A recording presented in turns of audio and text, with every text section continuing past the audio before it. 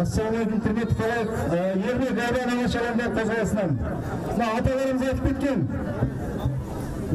Аталарымыз айтқан кезінде өз еліңнің арландарын құртсаң, басқа елдің итіне таланасың деген.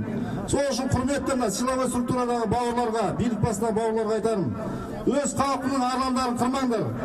Көп қой біздің қаншасы қырылып кетті. Арлан Атабек отыр, Макс Бақаев бауырымыз отыр. Солар енді ол елім жерім деп отырған кісілер. Соларға бостандық берілсін. Ол біріншіден. Екіншіден құрметті бауырлар, мына 30 жыл бойы басқардыңыздар. Біз саясатқа араласқан жоқпыз. 30 жылдың ішінде триллиондаған ақша Қазақстаннан ұрланып шетелге кетті. Шетелдің офшорлы счеттарында жатыр. О счеттардың ақшаларыңыздың бәрін түгел бақылап, бәрін счет арестке қояды да сіздерге түк бермейді. Сонда өздеріңізге де жоқ, халыққа да жоқ. Сол ақшаны ояққа жібергенше керісінше Қазақстанға салып, Қазақстанға өшіріп завод фабрика ашыңыздар. Ал шетелде жүрген бауырлар. Сонан кейін мына қазір вакцинация болып отыр. Мәжбүрлі вакцинация. Ол әрқайсы қазақтың баласын жаңағы өлімге алып келеді. Сол үшін біз мәжбүрлі вакцинацияға қарсымыз.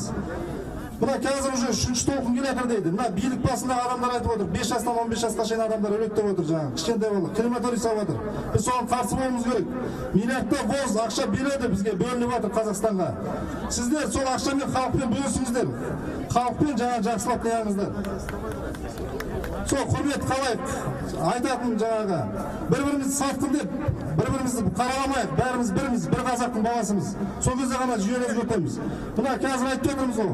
Мына жүйені өзгерту үшін ақсақалдар кеңесін құруымыз керек. Әр аудандарда, әр ауылда. Сол кезде бүткіл мына сотталып жатқан адамдардың саны азаяды.